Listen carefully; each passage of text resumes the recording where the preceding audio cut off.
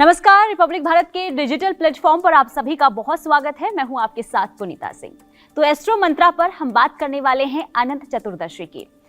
7 सितंबर की तारीख थी जब गणपति बप्पा को हम बड़े ही धूमधाम के साथ अपने घर में लेकर आए थे, मंदिरों पर विराजमान वो हुए थे और इसके बाद 10 दिनों तक गणेश उत्सव जो है वो मनाया जाता है। लेकिन कई ऐसी परंपराएं होती हैं जिसके अनुसार जो लोग हैं या तो 1.5 दिन में विसर्जन कर देते हैं, 5 दिन के अंदर जो है विसर्जन करते हैं। सबकी अपनी अपनी परंपराएं होती है।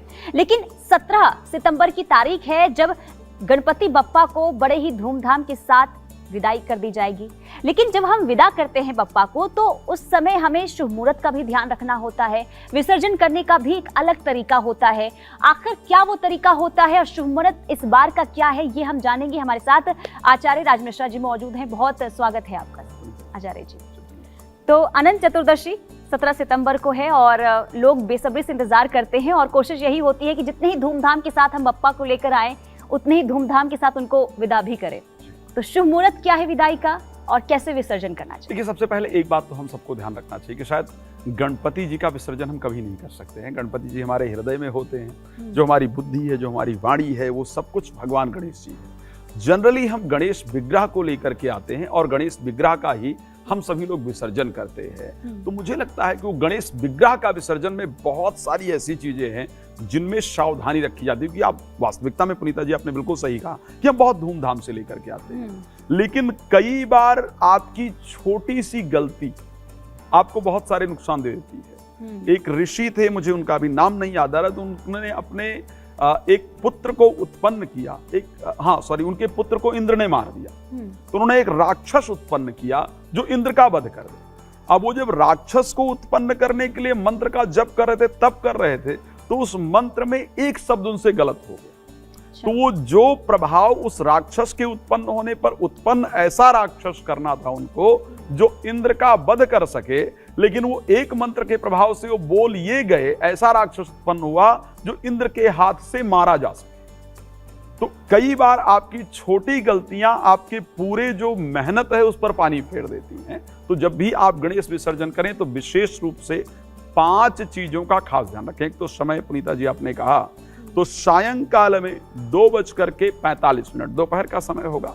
2:45 से लेकर के और 6:20 तक का जो समय है सायंकाल का, ये आपका 17 तारीख का सबसे सुंदर समय है जब भगवान गणेश जी की जो विग्रह, जो प्रतिमा आप लेकर के आए हैं, आई हैं, उसको ले जाकर के श्रद्धा पूर्वक आप विसर्जित कर सकते हैं। तो अगर विसर्जन के मुहूर्त की बात की जाए तो ये समय है। लेकिन आपने जैसे बताया कि अगर हम पूजा पाठ करते हैं, अगर उसमें अगर छोटी सी भी गलती होती है तो उसका असर होता है हम पर, तो फिर कैसे हम, क्योंकि आपने कहा कि विसर्जन तो हम करते ही नहीं बप्पा की, लेकिन लोग आजकल जो हैं बप्पा को लाते भी हैं लेकिन उनका विसर्जन भी करते हैं।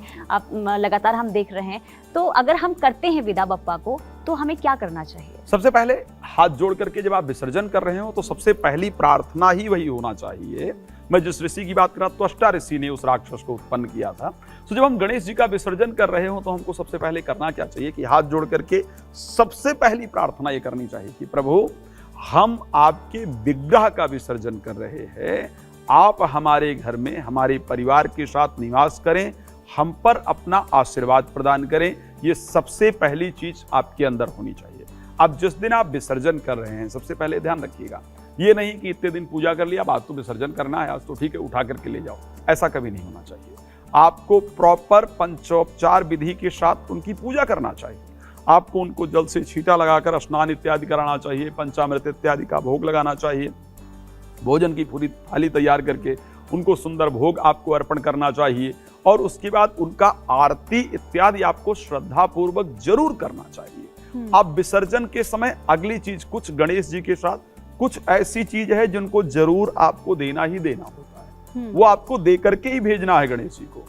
एक तो जब गणपति विसर्जन कर रहे हो तो ये प्रार्थना करना चाहिए कि प्रभु ऐसी शक्ति, ऐसा सामर्थ्य, ऐसा आशीर्वाद दें कि अगली बार हम और उत्साह के साथ आपको ला करके यहाँ पर विराजमान कर पाएं और आपकी आराधना इत्यादि कर पाएं। उसके बाद दूर्वा घास, ध्यान रखिए, दूर्वा जो है 21 दूर्वा करीब 3 गांठ वाली भगवान गणेश जी के साथ अपने वंश की वृद्धि के लिए विसर्जन में जरूर आपको भेजना चाहिए। सबसे पहली चीज है। दूसरा चीज, लगा हुआ पान लगा करके, जनरली लोग मीठा पान भी लेकर के आते हैं, या फिर सुपारी लौंग इलायची रख करके पान के ऊपर उसको बना करके पान भगवान गणेश जी के साथ जरूर आपको रखना चाहिए।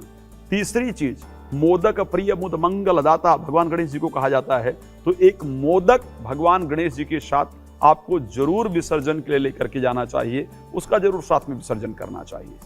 कुछ धन भगवान गणेश जी के साथ आपको जरूर विसर्जन में भेजना चाहिए, चाहे आप 1 रुपये रखें, 11 रुपये, जो भी आपकी श्रद्धा हो सकती है, उसको भगवान गणेश जी के साथ आपको विसर्जन के समय जरूर भेजना है। तीसरी सबसे इंपॉर्टेंट चीज जो आपको भगवान गणेश जी के साथ भेजनी होती है, श्रृंगार की कोई सामग्री जो आप अपने सौभाग्य की वृद्धि के लिए परमात्मा की प्रार्थना करते हुए श्रृंगार की कोई सामग्री गणेश जी के विसर्जन के साथ आपको जरूर भेजना चाहिए।